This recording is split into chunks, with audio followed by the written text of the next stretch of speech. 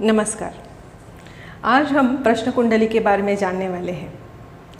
प्रश्न कुंडली यानी किसी स्पेसिफिक प्रश्न के बारे में जब आप जानना चाहते हैं तभी ज्योतिषी इस प्रश्न कुंडली का यूज़ करते हैं। लास्ट वीडियो में मैंने आपको जन्म कुंडली के बारे में बताया था। जन्म कुंडली या लग्न कुंडली मतलब जब भी आपका जन्म हो रहा है उसी वक्त सारे प्लैनेट्स जिस पोजीशन में है उस पोजीशन को मैं मेरे एक पेपर पे ड्रॉ कर लेती हूँ उस पिक्चर को, और उसे ही हम जन्म लग्न कुंडली बोलते हैं, जिससे आपका बिहेवियर, आपका नेचर, आपका फिज़िकल अपीयरेंस, आपके फिज़िकल वीकनेसेस, आपकी physical strength, mental weakness, mental strength और आपका आने वाला भविष्य, इन सारी चीज़ों के बारे में हम इस जन्म लग्न कुंडली में से जान सकते हैं।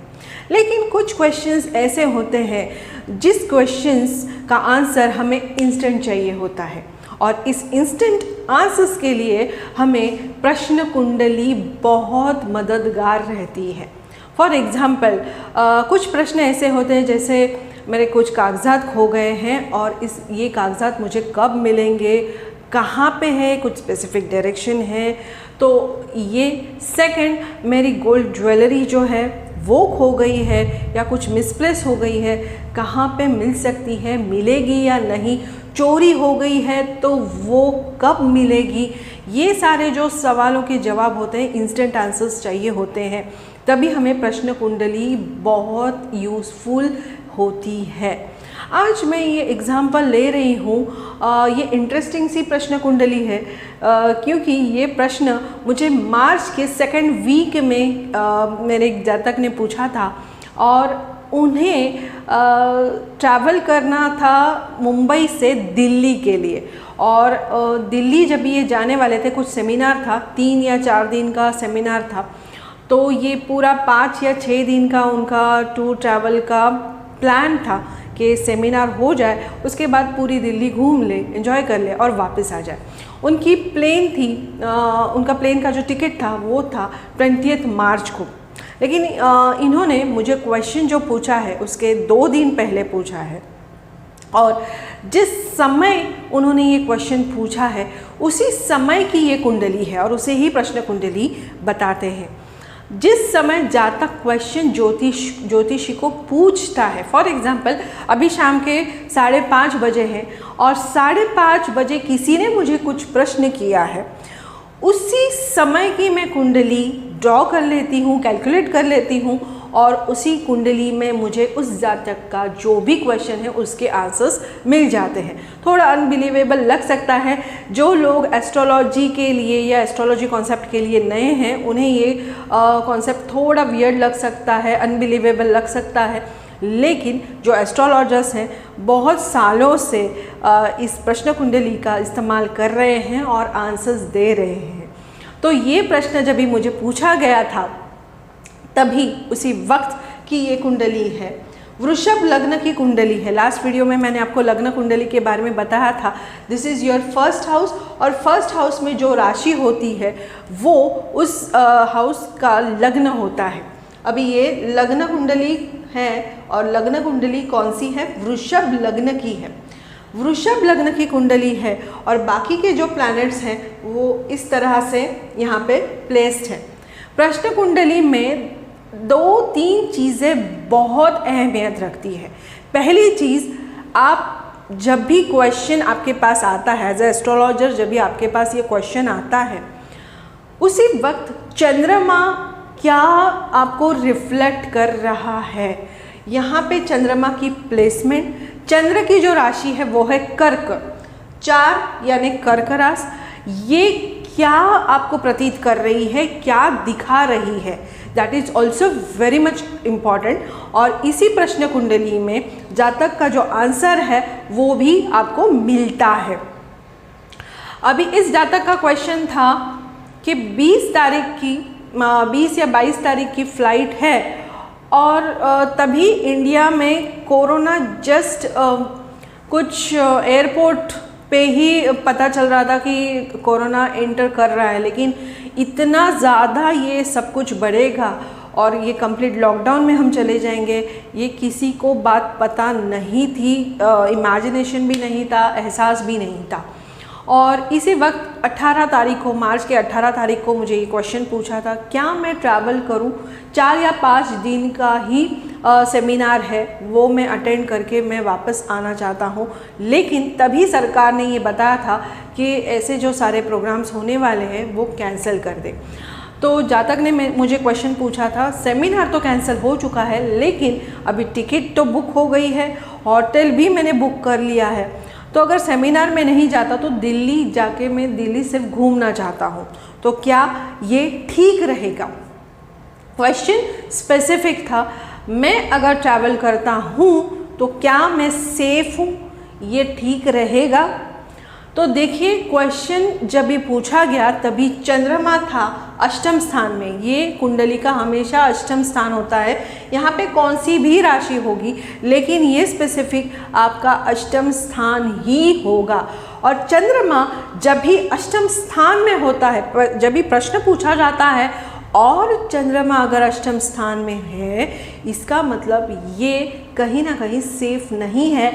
सेकेंडली, जिस पर्सन ने ये क्वेश्चन पूछा है वो पर्सन किसी प्रॉब्लम में आ सकता है, किसी बंधन में आ सकता है, कुछ इश्यूज हो सकते हैं, तो बेहतर है कि ये ट्रैवलिंग ना करे। इसी चंद्रमा के प्लेसमेंट से ये इंस्टेंट आंसर मुझे मिल गया, लेकिन फिर भी मैंने थोड़ा और भी आगे स्टडी किया, क्योंकि सिर्फ तुरंत देख के बताएं तो ये भी रिस्क होती है। डिटेल स्टडी हमेशा होनी चाहिए। चंद्रमा 8th हाउस में है, मतलब ऑब्स्टेकल्स तो आएंगे, ठीक है, लेकिन ये ऑब्स्टेकल्स ओवरकम कर सकता है या ऑब्स्टेकल्स कुछ स्पेसिफिक रीज़न की वजह से आने वाले हैं, ये भी देखना ज़रूरी है। सिर्फ प्रॉब्लम्स आएंगे तो ट्रैवल मत करो, ये कहना हमेशा ही फ़ायदेमंद नहीं रहता। अगर प्रॉब्लम्स आने वाले हैं, ओवरकम करके ये आगे जा सकता है या नहीं, ये देखना भी ज़रूरी होता है। तो इसलिए मैंने आगे का भी स्टडी किया। चंद्रमा सिर्फ 8th हाउस में नहीं है, चंद्रमा के साथ मंगल, गुरु और केतु, ये 3 प्लैनेट भी है। और ये सिर्फ 3 प्लैनेट हैं ऐसे नहीं, लेकिन ये 3 प्लैनेट ने कुछ स्पेसिफिक जवाब मुझे दिया है।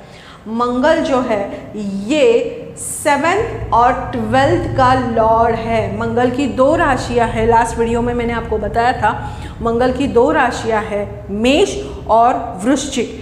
यहाँ पे है मेष और यहाँ पे है वृश्चिक। 12th हाउस ये जो है ये नुकसान का स्थान है, लॉस बताता है, और वो प्लैनेट चंद्रमा के साथ है। उसी के साथ गुरु भी चंद्रमा के साथ है।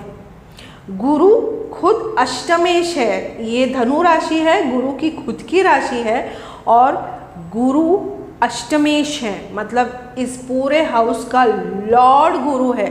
8th हाउस, अभी मैंने बोला कि बताया आपको कि 8th हाउस ये ऑब्स्टैकल्स, प्रॉब्लम्स, इश्यूज का हाउस होता है, और इसी हाउस का लॉर्ड गुरु है जो चंद्रमा के साथ है।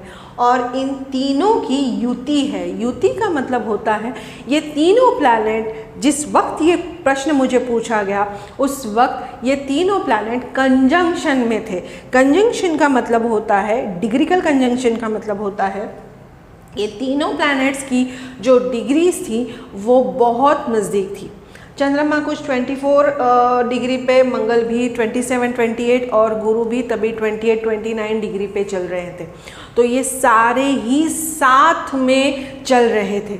इसी का मतलब होता है कि आपको ट्रैवलिंग अगर आप करना चाहते हैं तो रिस्क तो हो सकती है, लेकिन आपका कुछ लॉस भी हो सकता है, क्योंकि मंगल ये 12th हाउस का भी लॉर्ड है। 12th हाउस लॉस बता रहा है, ये बंधन बता रहा है।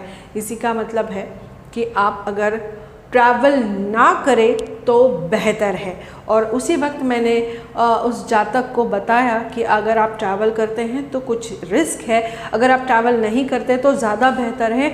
आपको होटल बुकिंग और आपके जो प्लेन टिकट बुकिंग की है उस पर शायद थोड़ा लॉस आपको बेयर करना पड़े, लेकिन आप सेफ हो जाओगे। तभी इसका एहसास नहीं हुआ था या आइडिया नहीं आई थी कि कितना नुकसान हो सकता था अगर वो ट्रैवल करते।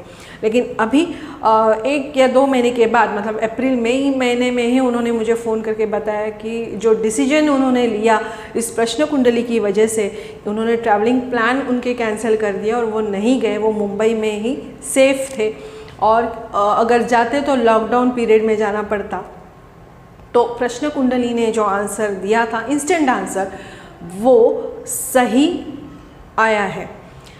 इस प्रश्न का उत्तर शायद उनके जन्म लग्न कुंडली से आपको ना मिलता, ये भी पॉसिबल है।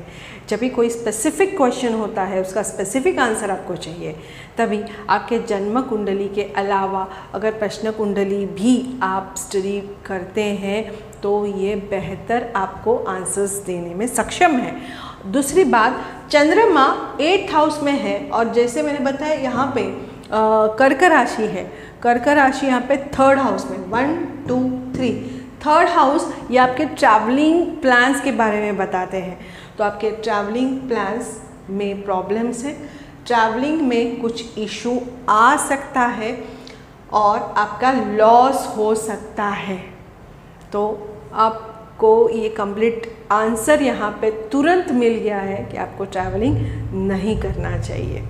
तो इस प्रश्न कुंडली से ये क्लियर होता है कि प्रश्न का जो भी प्रश्न स्पेसिफिकली पूछा गया है उसका एक स्पेसिफिक आपको आंसर मिला है।